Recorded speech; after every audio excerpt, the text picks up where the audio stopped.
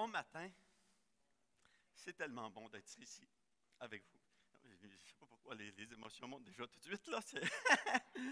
Mais je suis content de chanter, de célébrer et de se dire ensemble, Seigneur, parle-moi, montre-moi ta volonté, je vais t'obéir. Je voudrais prier. Seigneur, quelle joie d'être en ta présence ce matin. Quelle différence avec toutes les religions du monde. Nous avons accès, nous avons communion avec le Dieu vivant, créateur, rédempteur, conforteur, si je peux dire. Merci Seigneur pour ta présence ce matin parmi nous. Merci pour l'Église rassemblée et merci pour ta parole. Et Seigneur, mon désir ce matin, c'est que ta parole puisse avoir ce libre accès, ce libre direction dans nos cœurs pour nous inciter à te suivre, pour nous inciter à te célébrer, pour nous inciter à te donner toute la gloire. Alors Seigneur, utilise ma bouche, mon cœur, utilise ta parole, ton esprit et bénis-nous ensemble autour de toi et de ta parole. Nous t'en prions au nom de Jésus. Amen.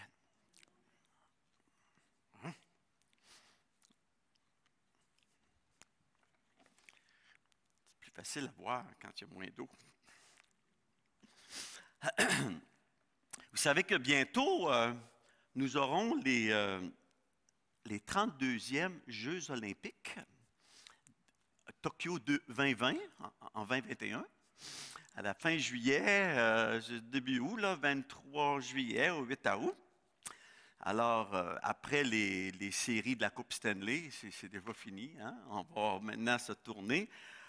Les yeux du monde vont se tourner vers Tokyo pour ces Jeux olympiques-là. Vous savez, depuis ses débuts, maintenant on parle des 32e Jeux olympiques de l'ère moderne, mais au tout début, dans la Grèce antique, les Jeux avaient pour objectif, pour idéal à Olympe en Grèce, de célébrer l'harmonie qui était possible entre les êtres humains autour d'un idéal de dépassement de soi. Les Jeux olympiques ont été institués Olympe en Grèce dans le but de célébrer cette harmonie entre les peuples. De ce temps-là, ce n'était pas un gouvernement fédéraliste comme on a, il y avait différentes cités-États, et chaque cité-État était souvent en guerre les unes contre les autres, mais quand venaient les Jeux olympiques, les diversités-États déclaraient une trêve qui était rituelle pour que la tenue des Jeux puisse se faire. Et là, on partait d'Olympe et on allumait une flamme, la flamme olympique, et là, on la traversait dans toutes les cités-États pour inciter les gens à cette solidarité entre les humains. C'était un effort formidable de créer l'harmonie dans le monde. Et dans nos Jeux olympiques modernes, bien, on a récapitulé certaines choses. On m'a dit que c'était à... Est-ce que je l'ai mis à on cette fois-ci? Habituellement, j'ai oublié. Et dans le drapeau olympique, par exemple, on a récapitulé ces notions d'harmonie entre les peuples avec les 5 cercles qui sont joints ensemble, qui correspondent aux 5 continents de la Terre, les 6 couleurs, le blanc inclus, dans lesquelles tous les drapeaux du monde utilisent certainement une de ces couleurs-là. Alors, la notion de couleur et d'anneau reflète encore cette harmonie qui est recherchée, qui est représentée et qui rappelle l'essentiel de l'esprit olympique. C'est beau, c'est merveilleux, les Jeux olympiques. Je vais suivre ça, moi aussi. Ça a l'air que même plus les petits jeunes ne pourront pas même s'asseoir dans le stade, là, le grand public, ça va être juste à TV.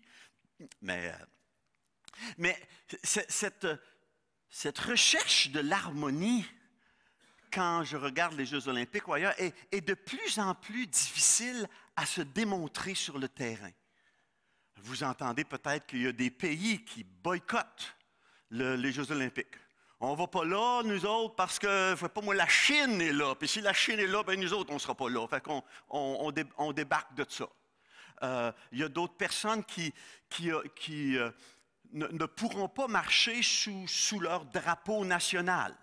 Parce que, je ne sais pas, il y avait trop de dopage dans leur pays, puis là, leur pays ne peut pas venir représenter des athlètes qui peut-être sont dopés. Fait que là, eux autres, ils vont marcher tout seuls, sans drapeau, ou sous le drapeau olympique. Mais ils ne pourront pas représenter leur pays. Même cette année, les Jeux olympiques ont permis à ceux qui allaient sur le podium d'exprimer leur protestation contre quelque chose. Parce que tu gagnes une médaille, parce qu'on va te placer sur une plateforme que toute la Terre va voir, tu vas avoir le droit cette année d'exprimer tes protestations au sujet de quelque chose. Ça enlève un peu la démonstration de cette harmonie dans le monde. Puis je ne vais pas trop parler du marketing, tout l'argent qui mène tout autour de ça, puis les chicaneries politiques dans lesquelles on utilise les Jeux olympiques pour ça, ça brouille vraiment l'esprit olympique. Pourquoi? Parce que l'être humain, il est fondamentalement égocentrique. L'être humain recherche fondamentalement son intérêt personnel. Puis dans cette dimension-là, bien ça creuse, ça ne crée pas l'harmonie, ça creuse des fossés entre les humains, plutôt que de développer cette harmonie-là. Pourtant, le christianisme est différent. Le christianisme présente le pardon, la réconciliation, l'harmonie comme caractéristiques essentielles qui sont peut-être difficilement observées dans le monde, mais qui ne demeurent pas moins le ministère fondamental de réconciliation entre les hommes que Dieu recherche à travers les croyants. Parce que Dieu a confié aux croyants le ministère de la réconciliation. Réconciliation verticale avec Dieu, mais aussi réconciliation, harmonie horizontale, les uns envers les autres. Et ce n'est pas anodin que Paul, dans son épître aux Romains, au chapitre 14 et 15, prend une bonne partie pour considérer des principes pour développer l'harmonie entre croyants. Et il part de la situation des Juifs et des païens dans l'Église de Rome, mais sa perspective est beaucoup plus large pour développer des principes d'harmonie entre les croyants de toute nation, de toute période, de tout temps. Et c'est le dernier message sur développer l'harmonie entre les croyants. Mais dans les 3 derniers messages, on a parlé de 3 principes fondamentaux. D'abord, le principe de l'accueil, qui est le principe fondamental. Le verbe proslambano, prendre vers nous. Et on a montré que l'harmonie, elle se développait lorsque le fort, il réalise et il accueille le fait que les autres croyants, ça se peut qu'ils ne pensent pas comme moi. Ça se peut qu'ils pensent différemment. Alors le fort, lui, c'est celui qui prend l'initiative pour s'ouvrir à l'autre, pour s'ouvrir au faible, parce qu'il se pense un peu plus fort, pour soutenir le faible. Il s'ouvre au faible.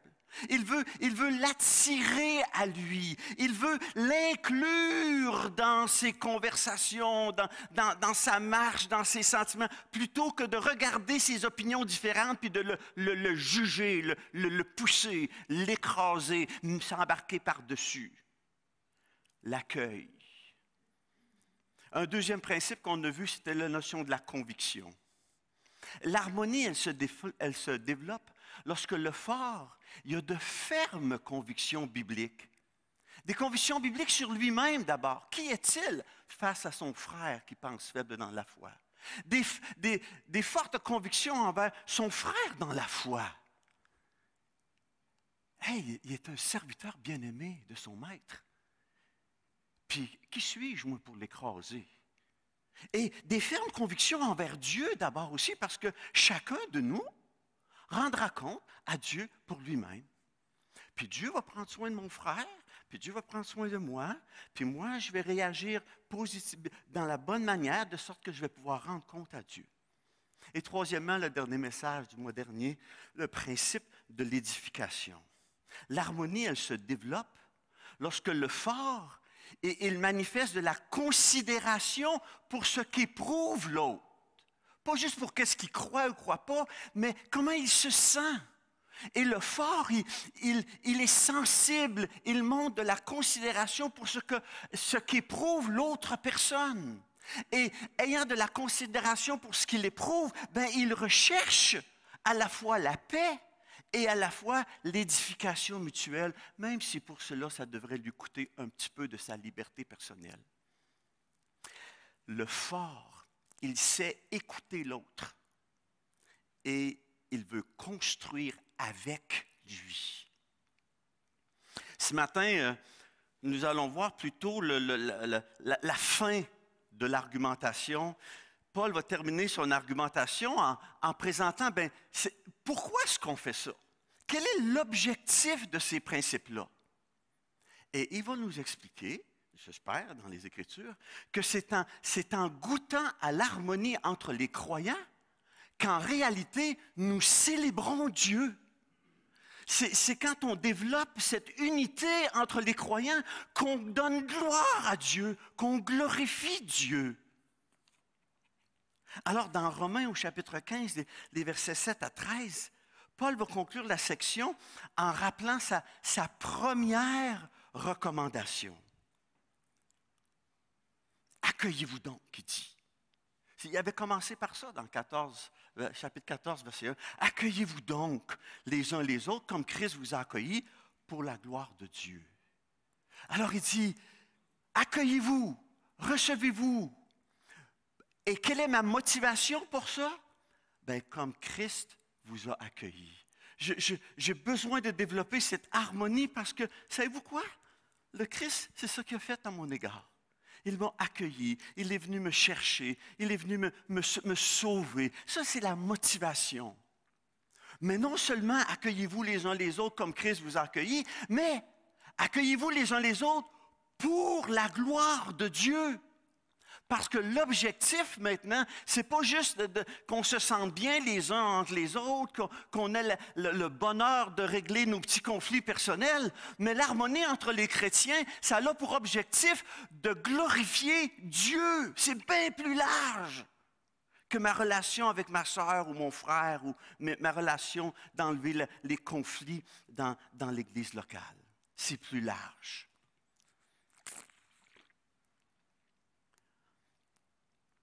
Dieu va nous inviter et va nous inciter à goûter à l'harmonie pour sa gloire. Alors la question qui me vient en tête, de quelle manière, en quoi est-ce que l'harmonie entre les croyants, ça glorifie Dieu? Comment ça que Dieu est glorifié si on a de l'harmonie entre nous? En quoi ça a l'affaire avec Dieu dans un sens? En quoi est-ce que ça lui rend gloire? Et Paul va présenter deux manières dont l'harmonie entre les croyants glorifie Dieu. Et ça, c'est dans le texte de Romains au chapitre 15, et je vais lire les versets 7 à 13. Accueillez-vous donc les uns les autres comme Christ vous a accueillis pour la gloire de Dieu. Je dis en effet que Christ a été serviteur des circoncis pour prouver la véracité de Dieu en confirmant les promesses faites au Père. Tandis que les païens glorifient Dieu à cause de sa miséricorde. Selon qu'il est écrit, « C'est pourquoi je te louerai parmi les nations et je chanterai à la gloire de ton nom. » Psaume 18. Il est dit encore, « Nations, réjouissez-vous avec son peuple. » Deutéronome 32. Et encore, louez le Seigneur, vous toutes les nations, célèbre-le, vous tous les peuples, dit le psaume 117.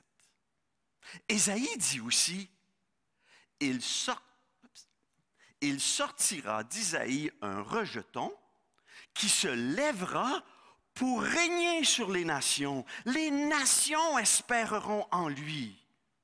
Ésaïe chapitre 11.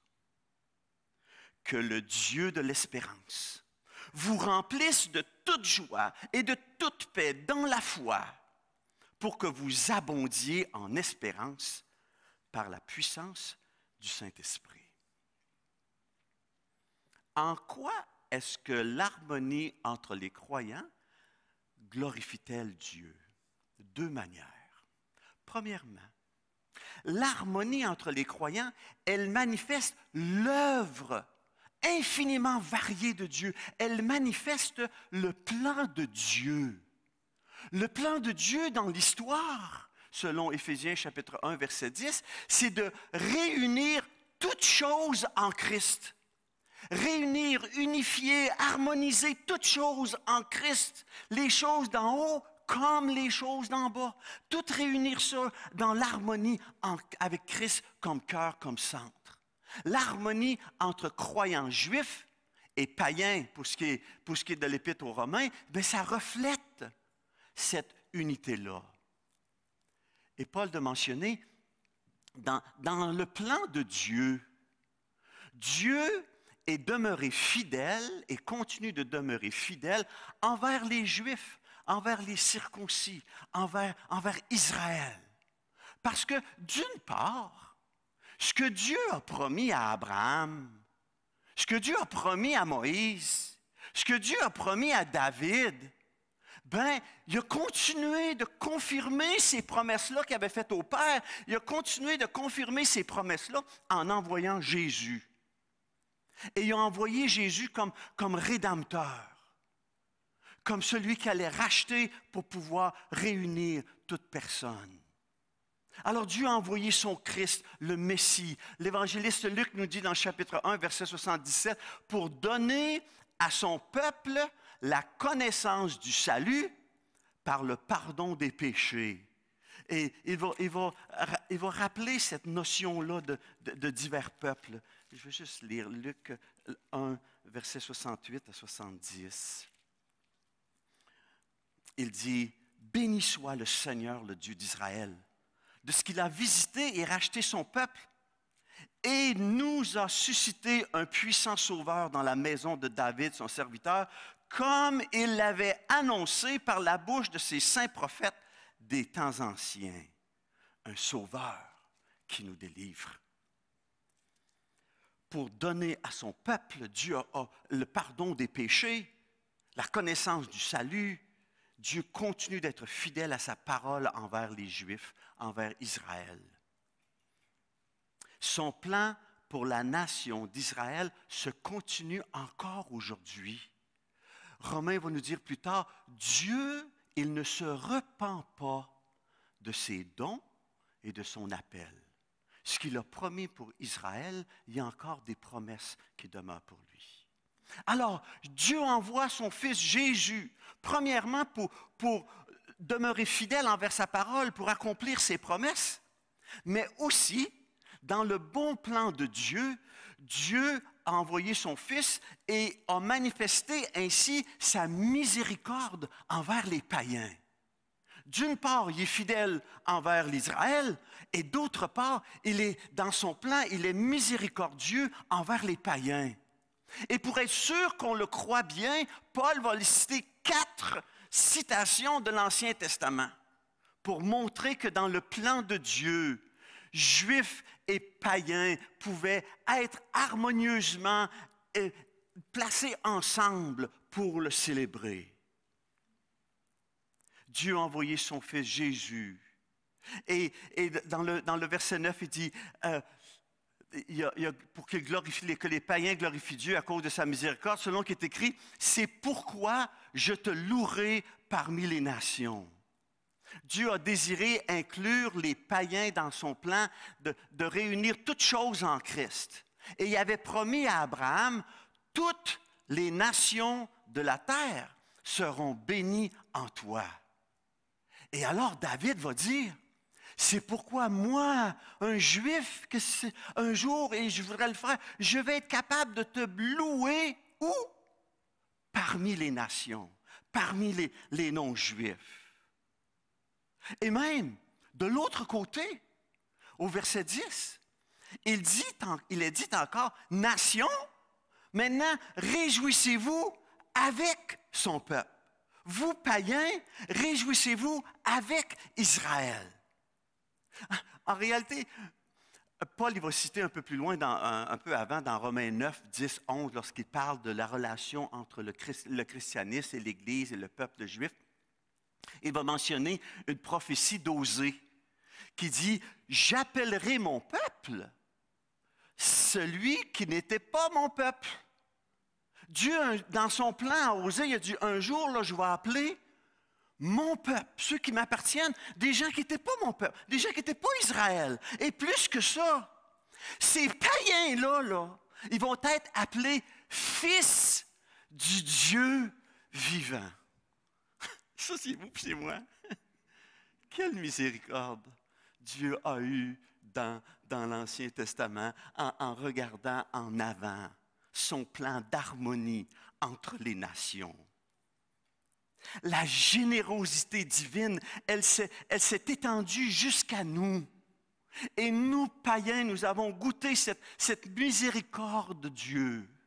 Et c'est pour ça que Paul y insiste qu'à la fois, Israël loue Dieu parmi les nations, et à la fois, les nations se réjouissent avec Israël. Et il termine un troisième, et encore, louez le Seigneur, vous toutes les nations, célébrez-le, vous tous les peuples. Alors, ce n'est pas juste Israël qui se réjouit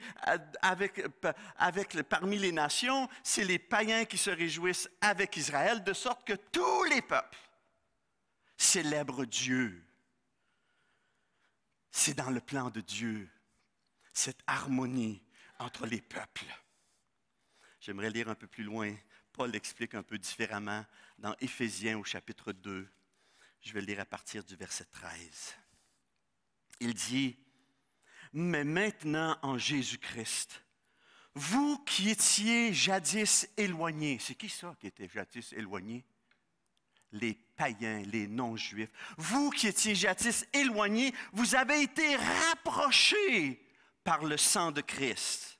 Car il est notre paix, lui qui des deux, juifs, non-juifs, n'en a fait qu'un, qui a renversé le mur de séparation.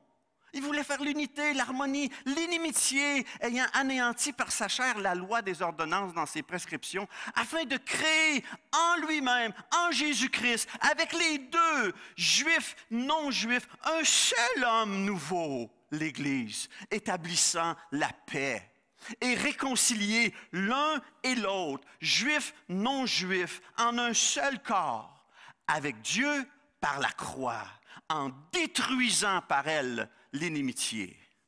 Jésus est venu annoncer la paix à vous qui étiez loin, ça c'est nous autres, les païens. Et il est venu annoncer... Où est-ce que je suis rendu? Il est venu annoncer la paix à vous qui étiez loin et la paix à ceux qui étaient près, Israël. Car par lui, par Jésus, nous avons les uns et les autres, Israël et les nations, accès auprès du Père dans un même esprit. Ainsi, donc, vous n'êtes plus des étrangers. Nous ne sommes plus des étrangers pour Dieu, ni des gens du dehors, mais vous êtes concitoyens des saints, gens de la maison de Dieu.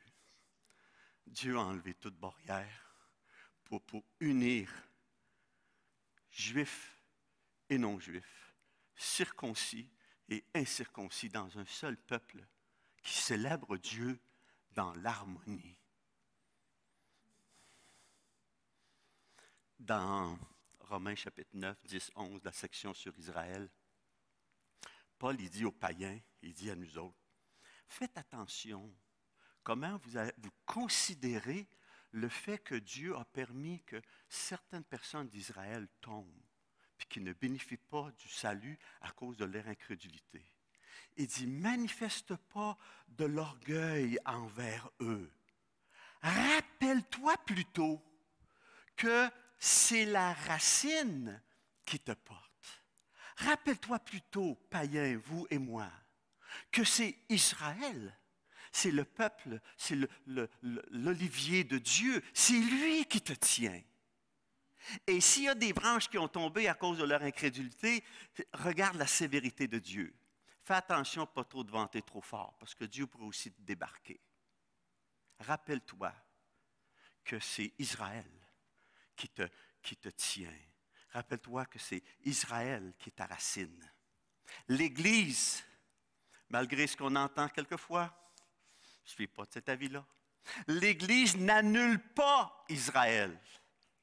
L'Église continue Israël. Et l'Église extensionne l'Israël en y greffant les païens. Mais je n'ai pas vu de promesse où Israël il a tout perdu. Au contraire, c'est ce que le texte nous dit. Le texte nous dit que Dieu a envoyé Jésus pour confirmer ces promesses-là, pas pour débarquer Israël. L'Église n'annule pas Israël, mais elle le continue et elle l'extensionne par l'ajout des païens. Parce que Jésus est devenu notre paix, notre centre d'harmonie. Et bientôt, il est mentionné, selon la prophétie d'Ésaïe, Jésus va se lever, il va revenir ici-bas et il va régner sur toutes les nations, sur le monde entier. Et la terre va pouvoir voir l'harmonie entre les peuples. La terre, les nations vont espérer en lui. Ésaïe dit aussi, il sortira d'Isaïe un rejeton qui se lèvera pour régner sur les nations. Les nations espéreront en lui. Des nations espèrent un jour Jésus va revenir et il va établir la paix sur la terre. Parce que voyez-vous, depuis le 1er siècle jusqu'à aujourd'hui, l'Évangile produit l'harmonie entre les croyants. En Inde, on voit les hindous. Il semble que chaque peuple a sa propre religion, a sa propre culture spirituelle. Mais le christianisme, il s'étend dans toutes les nations de la terre, toutes. Par l'Évangile, des gens qui sont très différents culturellement et qui proviennent des extrémités d'un monde à l'autre, ils peuvent être ensemble, œuvrer ensemble et célébrer Dieu d'un même cœur. Et savez-vous quoi? Quand ça existe entre les nations, entre les croyants, les non-croyants regardent ça et disent « Wow, il y a quelque chose là! Voyez comme ils s'aiment! » Et je me réjouis, moi. De plus en plus dans nos églises évangéliques, on voit une multi-ethnicité. Et je trouve que c'est une grande, grande, grande bénédiction d'avoir des gens de différents horizons, de différentes cultures, de différents peuples, qui toutes les nations ensemble se réunissent pour célébrer Dieu. Quelle bénédiction! Ça me rappelle quand j'étais pasteur à Beauport, à un moment donné, on était rendu à peu près 125. Et un dimanche matin, 50 Congolais arrivent pour le culte du matin. Ils sortaient des camps de réfugiés avec les guerres de Hutu puis Tutsi. Puis ils étaient arrivés à Beauport. Puis ils ont cherché dans la liste de téléphone, je ne sais pas trop. Puis Baptiste, c'était dans les premières lettres, tu imagines. Ils sont venus chez nous. 50 le dimanche matin. Quelle bénédiction! Les hommes parlaient un petit peu le français, puis les dames ils parlaient swahili ou différentes langues qu'ils avaient. Puis, alors, on a vu leurs besoins, on a rempli le sous-sol de linge, de couverture, de n'importe quoi, puis on les a invités à venir ramasser. Ils sont arrivés en août, alors ils ne savaient pas eux autres que le mois de novembre, la température changeait.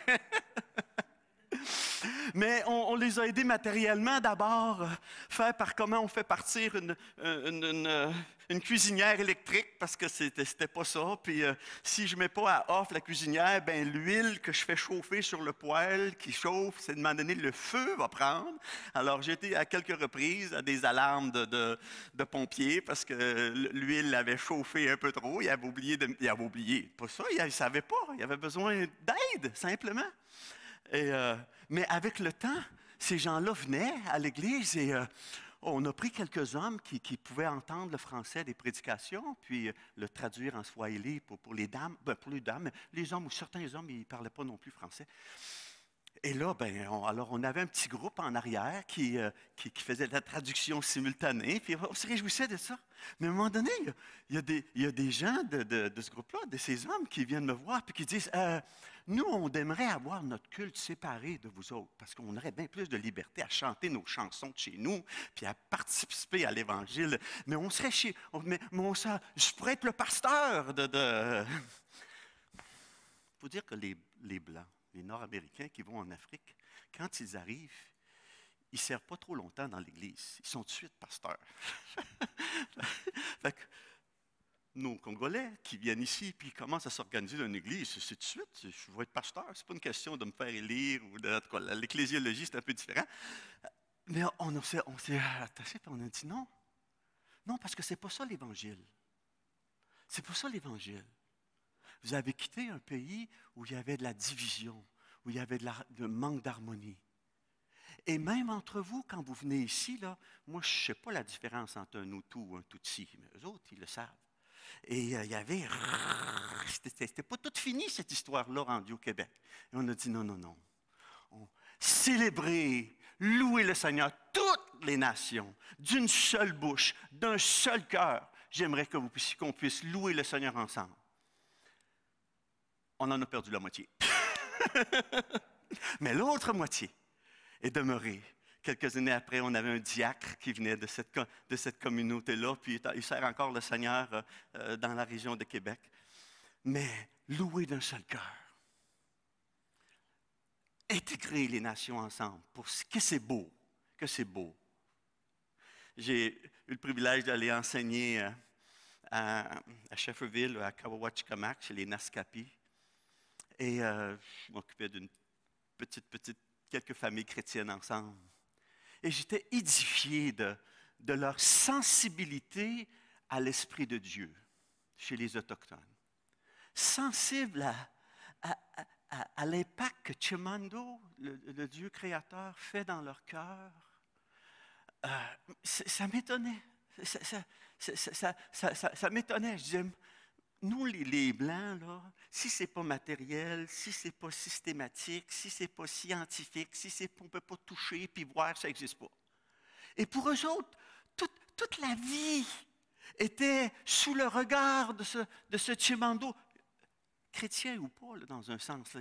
Il y avait besoin d'entendre l'Évangile qui sauve en Jésus-Christ, mais leur sensibilité à le Créateur nous parle. Il nous parle à travers la vie, à travers la nature. Ils allaient chasser un caribou, et puis ils coupent la tête, puis ils l'accrochent sur une branche haute. Et il se place devant ça, puis il dit « Merci, Chimando, parce que sa vie, sa mort contribue à ma vie. Et tu as pourvu à ma vie par sa mort. » Quel bel exemple de l'Évangile. Je m'en suis servi à bien des égards. D'autres cultures, d'autres peuples ont différentes sensibilités. Et c'est dans la coopération, c'est dans l'inclusion de ces différentes cultures, de ces différentes nations que l'Église est enrichie. Apocalypse chapitre 5. Quand Jean est été pris par l'Esprit, puis est amené, puis il voit le trône de Dieu au ciel, il voit 4 êtres vivants, 4 vieillards. Et ces 4 vivants, ces 4 vieillards, ils louent le Seigneur. Ils chantaient un cantique nouveau en disant, tu es digne de prendre le livre et d'en ouvrir les sceaux, car tu as été immolé et tu as racheté pour Dieu par ton sang des hommes de toute tribu, de toute langue, de tout peuple et de toute nation. Quelle merveille! Et puis tu as fait d'eux un royaume et des sacrificateurs, et un jour, ils vont régner sur la terre. Quel beau plan de Dieu! Quand il y a l'harmonie dans le peuple de Dieu, il rend gloire à Dieu. Il manifeste le merveilleux plan de Dieu pour la terre, pour l'univers, pour l'éternité. Deuxièmement, l'harmonie entre les chrétiens, elle manifeste le caractère de Dieu. Quand il y a de l'harmonie entre les croyants, ça ne fait pas juste manifester le beau plan que Dieu a de réunir tous les hommes en Christ dans le ciel, mais ça manifeste aussi son caractère, le caractère de Dieu.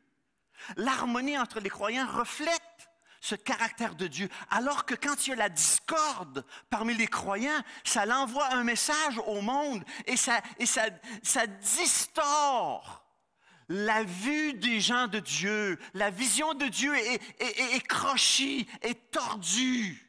Quand les non-croyants regardent les croyants et ils ne voient pas l'harmonie.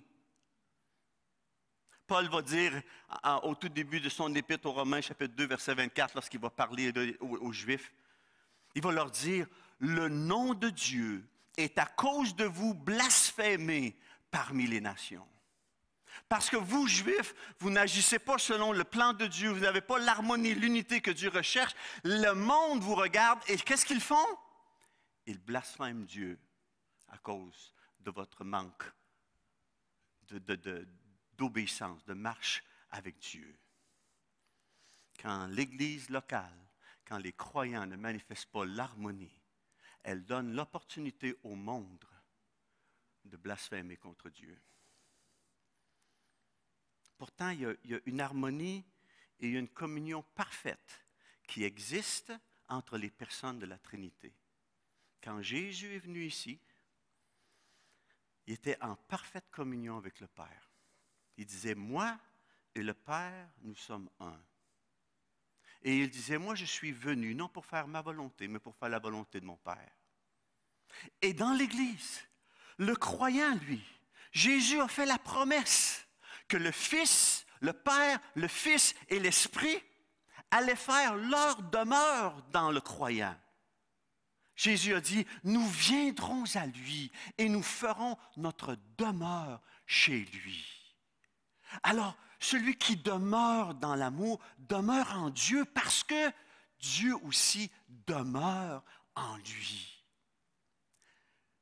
Le croyant devrait exprimer ce caractère d'harmonie, d'unité qui est permanent en Dieu. Aussi, l'Église, elle manifeste visiblement la personne du Dieu invisible. L'Église, c'est la manifestation visible de la personne et du caractère de Dieu. Timothée va dire, l'Église, c'est l'Église du Dieu vivant, la colonne et l'appui de la vérité. La colonne et l'appui de la vérité. Vous savez, dans les temps anciens, quand on faisait un temple, une grande construction, on plaçait toujours ça sur des grandes colonnes. Si vous regardez le Parthénon en Grèce, c'est toujours des grandes colonnes, même si ça a des tout petits toits, là. Nous, on va faire des 2 par 8 ou des 2 par 10, je ne sais pas, dépendamment du poids du toit et de la neige et tout ça, là. Mais eux autres, il n'y a pas de neige, puis il n'y a jamais rien par-dessus le toit, mais ce sont des grosses colonnes. Il y en a plusieurs pour un temple. Est-ce que ça sert seulement d'appui? Non. C'est la colonne, parce que sur chaque colonne, elles sont décorées, elles sont gravées, elles racontent une histoire, elles racontent une vérité, que c'est Tite qui a vaincu Jérusalem, ou que c'est ce grand empereur, ce grand pharaon, ce grand empereur, voilà tous ses exploits. Et les gens, ils regardent la colonne et ils sont attirés par la vérité que la colonne leur révèle.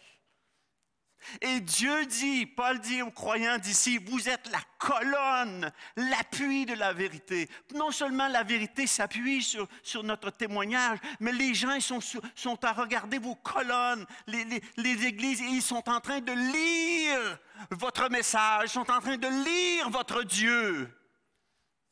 Et s'ils voient de la discorde, s'ils voient de la déchirure, du compromis, ils ont une mauvaise lecture de qui est Dieu. L'Église, c'est la manifestation visible du Dieu invisible.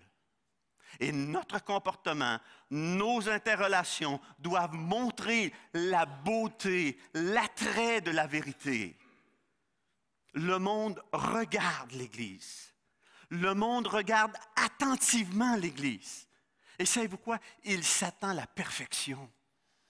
Il s'attend à la perfection de l'Église. Et lorsque l'Église, elle se déchire, lorsqu'elle se corrompt, elle donne une raison au monde de rejeter le christianisme. Vous avez juste entendu les nouvelles récemment encore. On parle des Autochtones puis des cimetières.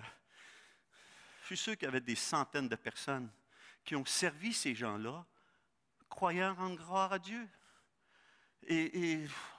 Dénomination catholique, anglican ou United, je ne sais pas.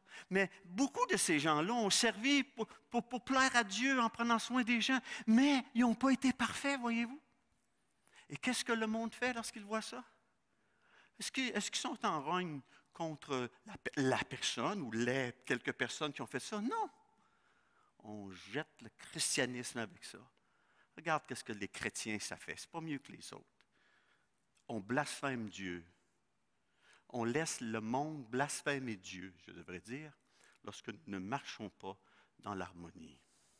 C'est beaucoup plus large que mon petit bonheur d'être en paix avec mon frère, avec ma sœur, qu'on ait une Église qui se réjouit ensemble.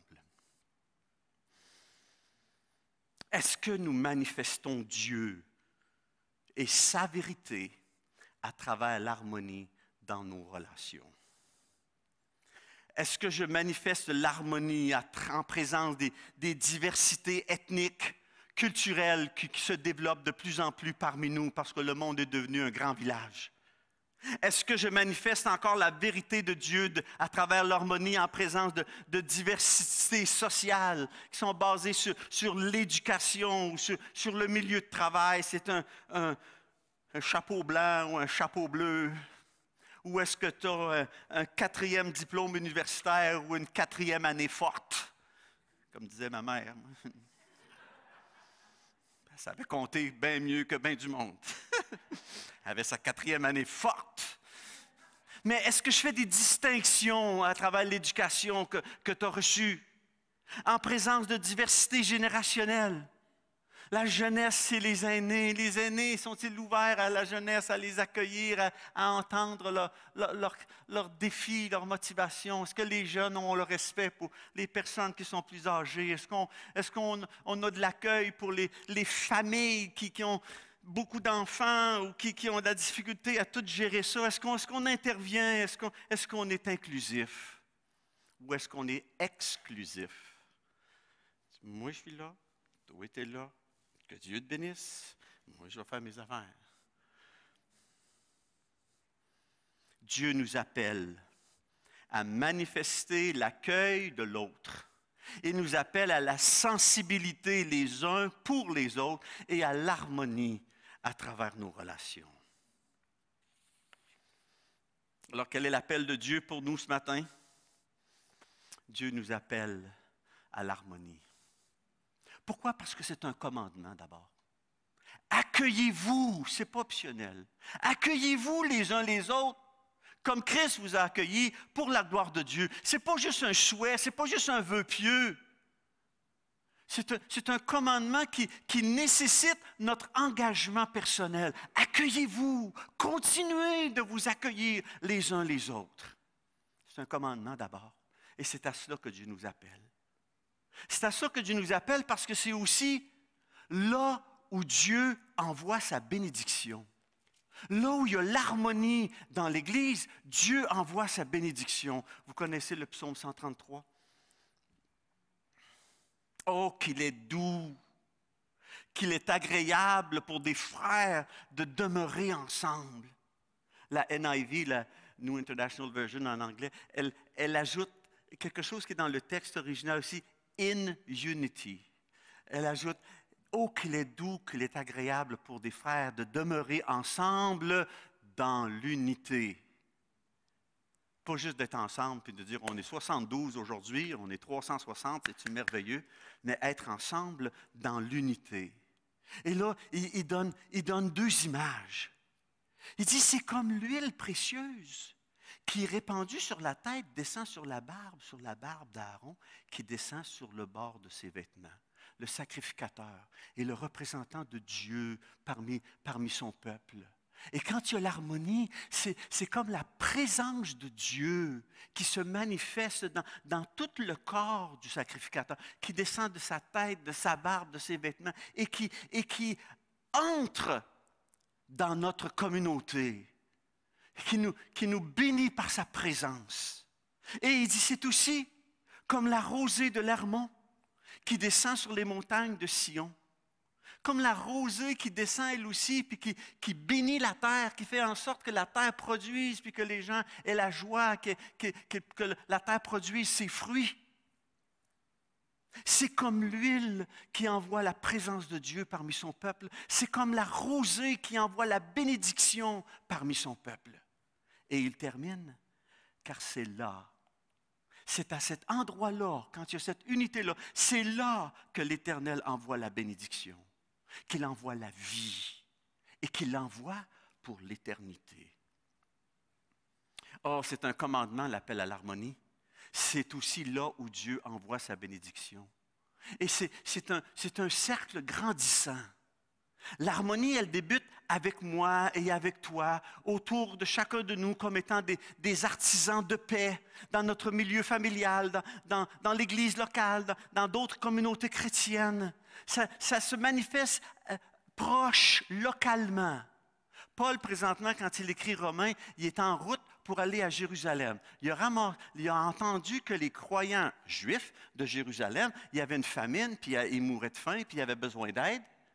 Alors, il a décidé, dans les églises de païens, de non-juifs, de faire une collecte un peu partout. Et là, il ramène la collecte à Jérusalem. Et c'est vous ce qu'il dit? Il dit, si les païens ont eu part à leurs avantages spirituels, si les païens ont eu part à l'avantage spirituel des Israélites, des Juifs, ils doivent aussi les assister dans les choses temporelles.